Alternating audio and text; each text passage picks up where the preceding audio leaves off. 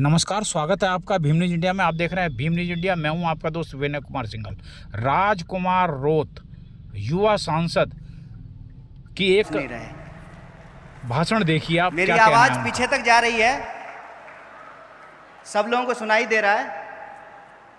आप लोग खाना खाए हैं कि नहीं? लग तो नहीं रहा है। खाना खाए होते तो जोर से बोलते। हाँ, खाना खाए हैं? हाँ, अब लग रहा है कि खाए हैं। मेरी आवाज़ जहाँ तक पहुँच रही है, 14वें छात्र संसद में आए हुए आप तमाम विद्यार्थियों का, आदरणीय शिक्षकों का, MIT परिवार के एक एक सदस्य का, चाहे वो स्वीपर हों, क्लर्क हों, टीचर हों, नॉन टीचिंग स्टाफ हों, ये कैमरा के पीछे काम करने वाले लोग हों, इस परिवार को चलाने वाले आप सभी सदस्यों का मैं दिल से आभार व्यक्त करता हूँ कि इस महत्वपूर्ण कार्यक्रम में आने का अवसर प्राप्त हुआ है। क्योंकि वो अंग्रेजी का एक फ्रेज है ना, age is number, young is feeling. तो आप नौजवानों के बीच आकर के अच्छा लग रहा है, अपनी यूनिवर्सिटी का दिन याद आ रहा है। और ख़ास करके मैं मंच को धन्यवाद करना चाहता हूँ।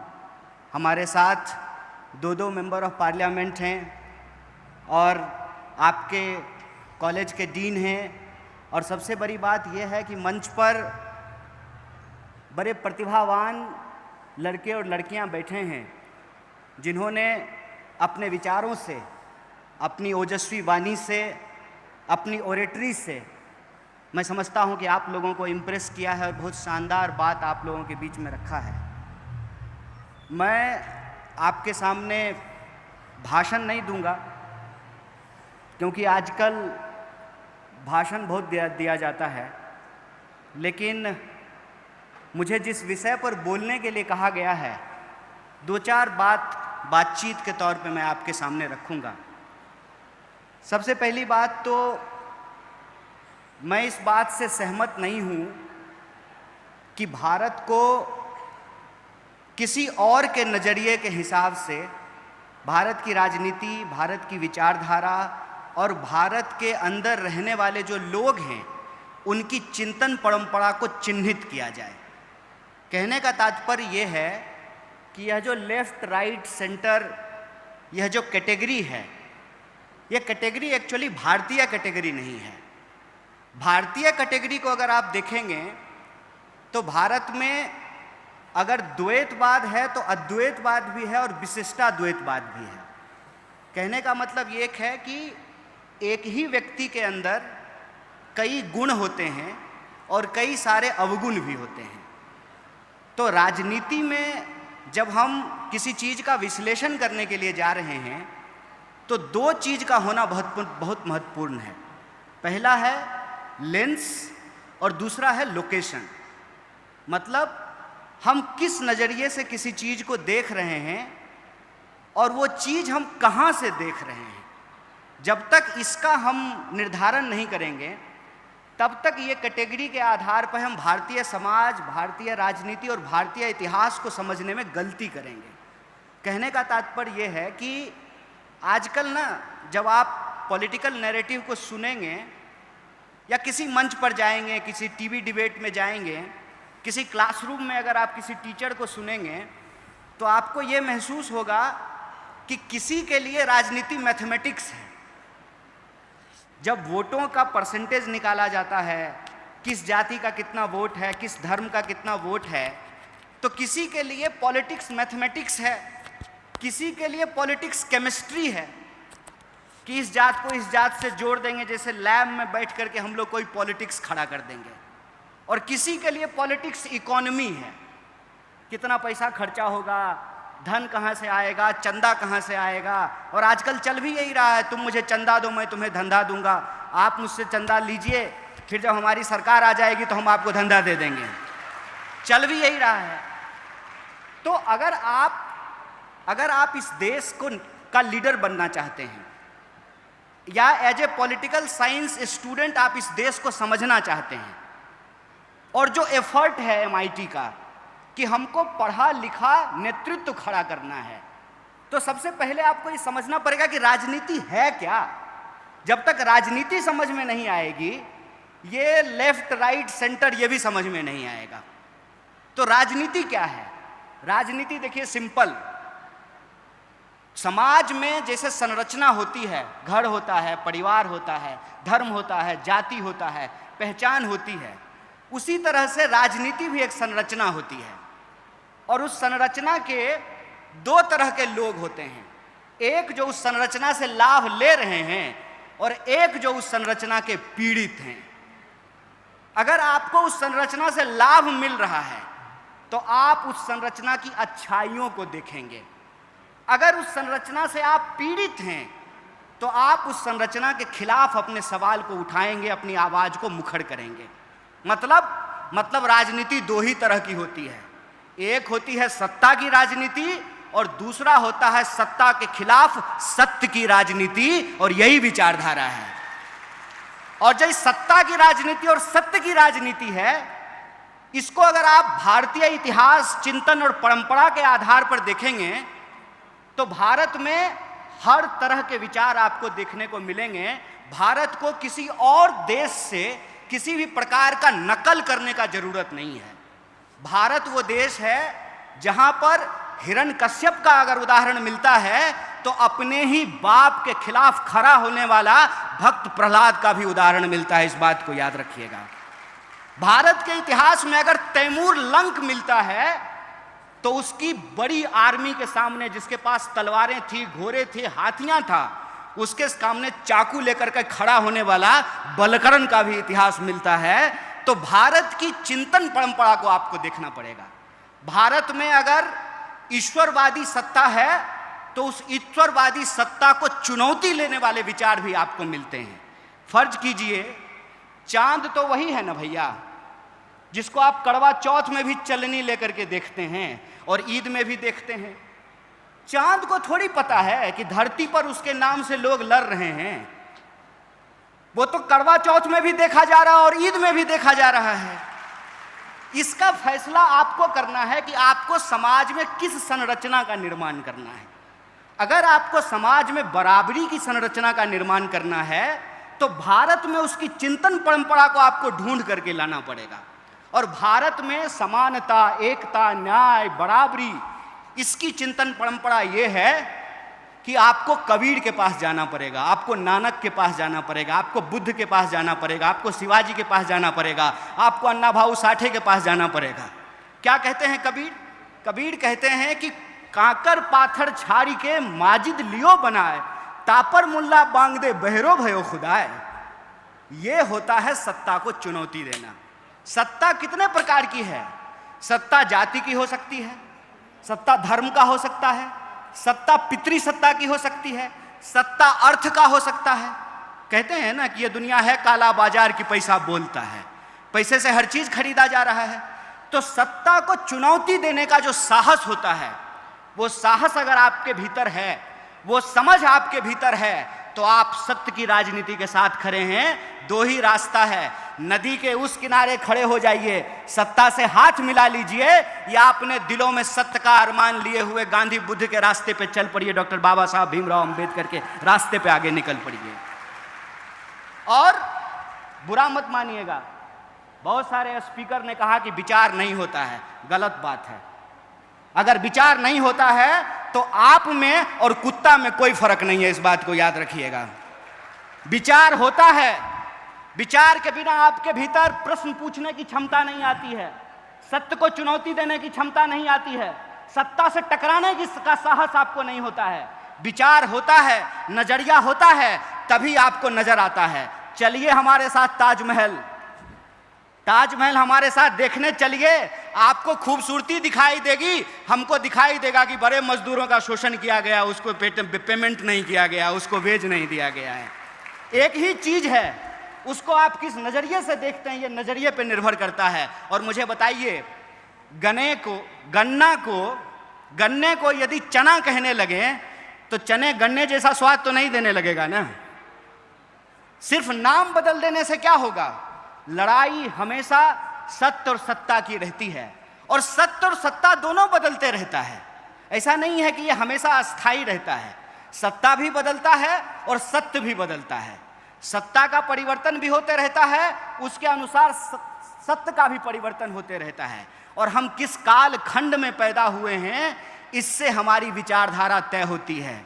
जैसे एग्जाम आप देखिए करवा चौथ को चलनी लेकर के, आप देखिए ईद पर चांद को, लेकिन जब एग्जाम होगा यूपीएससी का और पूछा जाएगा कि चंद्रग्रहण कैसे लगता है, तो ये लिख करके आइएगा कि केतु और राहु की वजह से होता है, तो एग्जाम में आप फेल हो जाइएगा। इस बात को याद रखिएगा।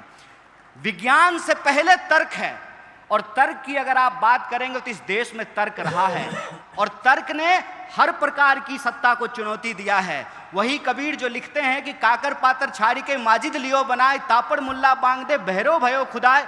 वही कबीर लिखते हैं कि पाथर पूजे हरि मिले तो मैं पूजूं पहाड़। वही कबीर लिखते हैं, वही नानक लिखते हैं, वही बुद्ध लिखते हैं, वही इस देश के जन कवि लिखते हैं। और कवि दो तरह के होते हैं, इस बात को याद रखिएगा। जैसे मैं कहता हूं कि राजनीतिक व्यक्ति दो तरह का होता है, उसी तरह से कवि भी दो तरह के होते हैं। एक कवि वो होता है जो राजा के दरबार में बैठ करके राजा के लिए भजन गाता है। दूसरा कवि वो होता है जो जनता के बीच में जन संघर्षों का गीत गाता है। इसका चुनाव आपको करना है, इसका चुनाव आपको करना है कि आप किसके साथ खड़े हैं। लेकिन याद रखिएगा, किसी भी वस्तु को उठा करके जब आप फेंकते हैं तो ये उस वस्तु के वजन और उसके वॉल्यूम पर निर्भर करता है, उसके मास और वेट पर निर्भर करता है कि वो कितनी दूर जाएगा। आप सामाजिक व्यवस्था में, आर्थिक व्यवस्था में, सांस्कृतिक व्यवस्था में, राजनीतिक व्यवस्था में कहाँ खड़े हैं, वहीं से आपका विचार तय होता है। अगर आप शोषित वर्ग से आते हैं तो आप शोषण के खिलाफ अपनी आवाज को मुखरता से बोलेंगे, क्योंकि याद रखिएगा, होमो सेपियंस होने की बुनियादी जरूरत यह है कि अगर हम रोते नहीं हैं तो हमारी माँ को भी नहीं पता चलता है कि हमको भूख लगी है, वो हमको दूध नहीं पिला पाती है। हमारा इतिहास क्या है, हमारा धर्म क्या है, हमारी संस्कृति क्या है, हमारा दर्शन क्या है, हमारा तर्क क्या है और हमारा विज्ञान कहाँ जा रहा है, इसका मूल्यांकन करना बहुत जरूरी है। और अगर आप इस देश का नेतृत्व करना चाहते हैं तो इस बात को याद रखिएगा कि आपके भीतर विज्ञान की भी समझ होनी पड़ेगी। अगर आपके पास विज्ञान का समझ नहीं है तो संसद में बैठ करके आप कौन सा पॉलिसी बनाएगा, हमको बता दीजिए। जो फिजिक्स पढ़ा ही नहीं है, जिसको मालूम ही नहीं है कि न्यूटन के फिजिक्स में, आइंस्टाइन के फिजिक्स में और क्वांटम फिजिक्स में क्या डिफरेंस है, उसको नैनो टेक्नोलॉजी नहीं पता चलेगा, उसको एआई नहीं पता चलेगा, इंजन का डिसइंटीग्रेशन कैसे हो रहा है उसको नहीं पता चलेगा। इसीलिए पर्यावरण को बचाने के लिए जो नीतियां बनानी है वो नीतियां वो नहीं बना पाएगा। इसीलिए वो इकोलॉजी के सवाल को अपने पॉलिटिक्स में शामिल नहीं कर सकता है। इसीलिए एक अगर आप राजनेता होना चाहते हैं तो सबसे पहले आपके भीतर तर्कपूर्ण वैज्ञानिक दृष्टिकोण होना चाहिए, और दूसरा आपको इतिहास की समझ होनी चाहिए। अगर आपको इतिहास की समझ है तो आप यह बात बखूबी समझते हैं कि राजा आपस में लड़ते थे, जनता नहीं लड़ती थी। राजा के हार या जीत जाने से जनता का भला नहीं होता था। जनता का भला आपको मालूम है कब हुआ? आजादी के आंदोलन से, उस गर्भ से।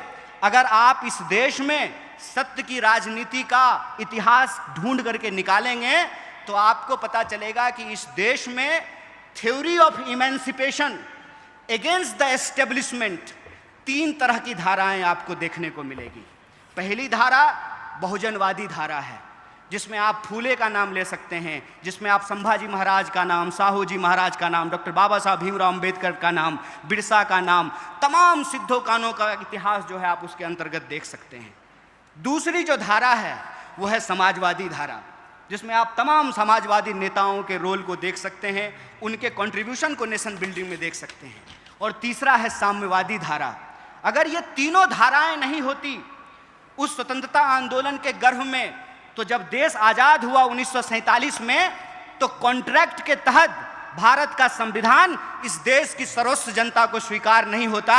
और एक जनता मतलब एक वोट, मतलब जो हवाई जहाज से उड़ेगा उसका भी वोट एक, और जो पैदल चलेगा उसका भी वोट एक होगा। यह सुनिश्चित किया गया है इस देश के संविधान से।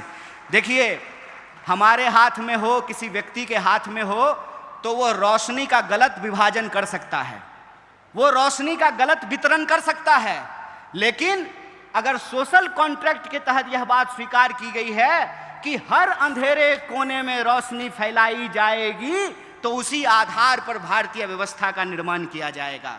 और जब देश 47 में आज़ाद हुआ, संविधान सभा का गठन हुआ, 50 में जब संविधान लागू हुआ, तो आपको मालूम होना चाहिए कि इस देश में जाति व्यवस्था के खिलाफ जो हजारों साल का संघर्ष था, उसको एक जीत हासिल हुई, उसको एक मुकाम हासिल हुआ, और पहली बार ब्राह्मण और दलित को बराबर को वोट देने का अधिकार मिला। यह इस देश के संविधान से संभव हो पाया है। हमारी बहनें यहाँ बैठ करके शानदार भाषण दी हैं। मैं अपनी बहनों को बस एक बात कहना चाहता हूँ, मेरी प्यारी बहनों, तुमको इस देश में वंश के नाम पर पेट में मार दिया जाता था, इस बात को याद रखना। तुमको पेट में मार दिया जाता था और तुमको अपने ही बाप को मुखाग्नि देने का अधिकार नहीं था, अपनी ही माँ की चिता पे शामिल होने का तुमको अधिकार नहीं था। अगर तुम्हारा पति मर जाए तो तुमको जिंदा जला दिया जाता था, इस बात को याद रखना, क्योंकि तुमको जीने का अधिकार नहीं है, तुम विधवा हो चुकी हो। ये तमाम कानून इस देश में बदले गए और महिलाओं को भी पढ़ने का अधिकार मिले। उसके लिए सावित्रीबाई फूले ने संघर्ष किया और महिलाओं को पढ़ाया, और जब आज महिलाएं पढ़ी हैं तो उसका नतीजा है कि वो पढ़ा भी रही हैं और पढ़ भी रही हैं और मंच पे खड़ा होकर के आज भाषण दे रही हैं। इस बात को याद रखना कि इस देश का इतिहास अगर उसमें शोषण है तो उस शोषण के खिलाफ संघर्ष का भी इतिहास है, और इसी देश में महिलाओं ने भी एक से एक संघर्ष किए हैं। इसीलिए मेरा आप सबसे निवेदन करना है कि अगर आप राजनीति में आना चाहते हैं तो आप तय कीजिए कि आप सत्य के साथ खड़े हैं कि सत्ता के साथ खड़े हैं। अगर आप सत्य के साथ खड़े हैं तो आपको सत्य के लिए संघर्ष करना पड़ेगा, और जब आप सत्य के लिए संघर्ष करेंगे तो इस बात को याद रखिएगा कि आपके भीतर विज्ञान की भी समझ हो, इतिहास की भी समझ हो, दर्शन की भी समझ हो, और इस देश में समाज में रहने के लिए जो व्यवहारिकता है उस व्यवहारिकता की भी हमको समझदारी हो। लेकिन व्यवहारिकता का मतलब ये मत समझना दोस्त, आजकल युवा नेता क्या करते हैं, मोबाइल लेते हैं और किसी दोस्त को पकड़ा देते हैं। ध्यान से सुनना इस बात को, किसी दोस्त को पकड़ा देते हैं और कोई नेता जब अपने गाड़ी से उतरता है ना, उसके बगल में जाके खड़ा हो जाते हैं, सर नमस्ते, और उसको कहते हैं कि जब हम ऐसे हाथ करेंगे ना, फटाक से क्लिक कर लेना तुम उसको, और ज्यों ही वो ऐसे हाथ एक्शन देगा त्यों ही फोटो खींच लेगा और सोशल मीडिया पे डालेगा। आज अमुक नेता से देश की राजनीति पर गंभीर चर्चा करने का अवसर प्राप्त हुआ है। हाथ जोड़ करके कहते हैं भाई ये मत करना, ये मत करना, ये याद रखना कि तुम्हारी राजनीति क्या है। इस देश में बाप जात पैसा चलता है मेरे भाई, बीजेपी, बाप जात पैसा। अगर बाप जात और पैसा नहीं है तो तुम्हारे पास एक ही विकल्प है, तुमको ऑथेंटिक होना पड़ेगा। वैलेंटाइन डे पे झूठ मूठ का आई लव यू कहने से काम नहीं चलेगा मेरे भाई। अगर प्यार करते हो तो तुम्हारे दिल में प्यार हो, और वो प्यार ऐसा हो कि वो इंसान तुमको मिले ना मिले तुम ही प्यार बन जाओ, ऐसा जज्बा तुम्हारे अंदर होना पड़ेगा। और ऐसा जज्बा अगर तुम्हारे भीतर है तो मैं तुमको एक बात कह देता हूं, कोई बाप ऐसा बच्चा नहीं पैदा किया है कि संघर्ष की कोख से पैदा होने वाले इंसान का रास्ता रोक दे। तुमको सत्य के साथ खड़ा होना पड़ेगा।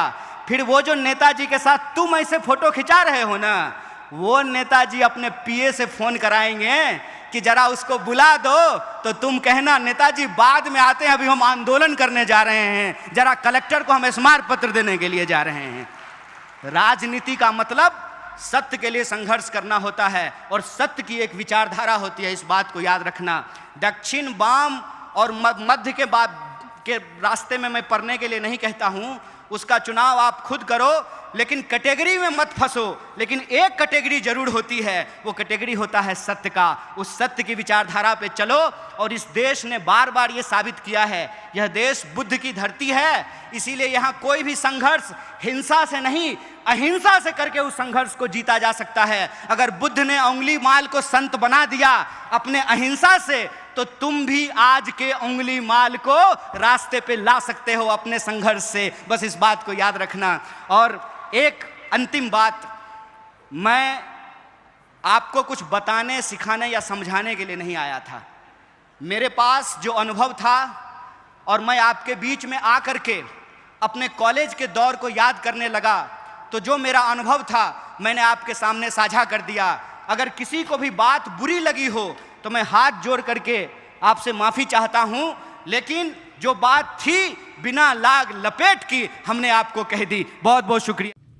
भीम न्यूज़ इंडिया को यूट्यूब पर सब्सक्राइब कीजिए, लाइक कीजिए, शेयर कीजिए, कमेंट्स कीजिए। भीम न्यूज़ इंडिया के फेसबुक पेज को भी आप फॉलो कर सकते हैं। न्यूज़ अपडेट के लिए बने रहिए हमारे साथ, देखते रहिए आपका अपना विश्वसनीय चैनल भीम न्यूज़ इंडिया। आपका बहुत बहुत धन्यवाद।